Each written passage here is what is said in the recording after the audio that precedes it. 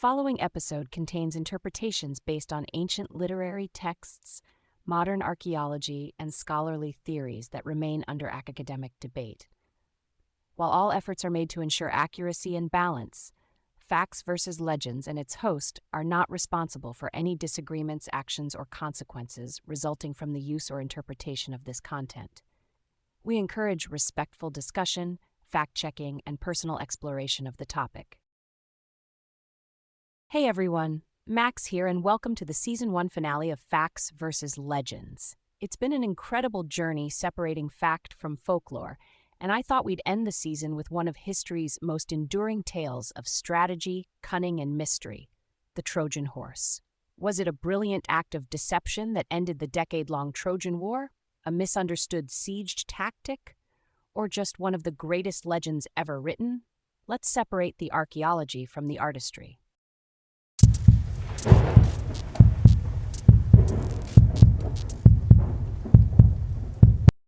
The Trojan Horse first appears in Greek literature, though not in Homer's Iliad, which ends before Troy's fall. The most detailed ancient accounts come from Virgil's Aeneid, 1st century BCE, Quintus Smyrnaeus's Post Homerica, 4th century CE.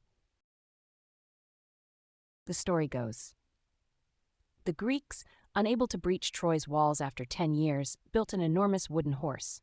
They hid select soldiers inside and left it as a gift to the Trojans, pretending to sail away.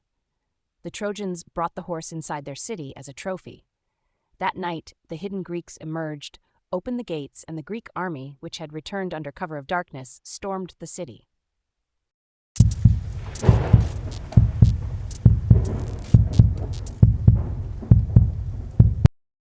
The Trojan War itself is part myth, part possible history.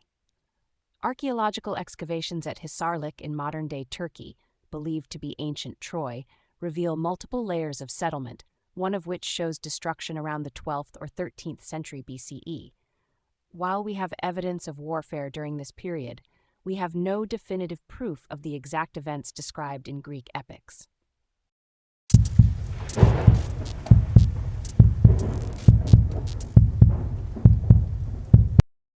Literal siege device. Some historians think the horse could have been a battering ram, siege tower, or mobile fortification, common in ancient warfare, later transformed into a symbolic tale. Symbolic or poetic invention, the horse may have been a literary device symbolizing Greek cunning and divine favor, rather than a real object. Ship or earthquake metaphor. In Mycenaean Greek, horse could also be linked to sea-related terms or earthquake imagery. Some suggest the horse represents Poseidon's wrath, either via a ship breach or seismic destruction. Psychological warfare story. Even if the horse didn't exist, the legend could have been propaganda to showcase Greek ingenuity in epic poetry.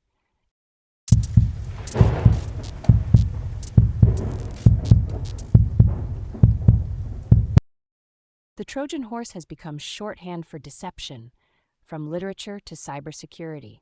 It reminds us that even the strongest defenses can fail, not from outside force, but from what we let in.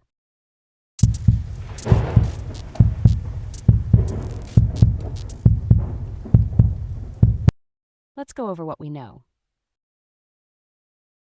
Facts. The Trojan horse is not mentioned in Homer's Iliad, but is in the Odyssey, Aeneid, and later works. Archaeological evidence confirms that Troy existed and was destroyed at least once in the Late Bronze Age. Siege weapons existed in the era, though no direct evidence of a wooden horse has been found.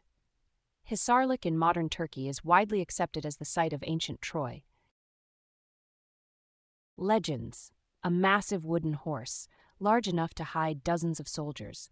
The Greek fleet vanishes only to return in total secrecy. The exact method of Troy's fall, as told in epic poetry, direct divine intervention from gods like Athena or Poseidon. And that's a wrap, not just on today's episode, but on our very first season of Facts versus Legends. Whether the Trojan horse was real, symbolic, or something in between, its legacy is unshakable. It's a reminder of the thin line between history and myth, and how some stories live on, not because they're proven, but because they're unforgettable. To everyone who's been listening on Spotify, watching on YouTube, or following along in any way, thank you. Your curiosity is why this show exists. Season 2 will be full of new mysteries, new research, and yes, even more legends. Until then, I'm Max, and remember, even legends start with a question, and even the truth needs to be rediscovered.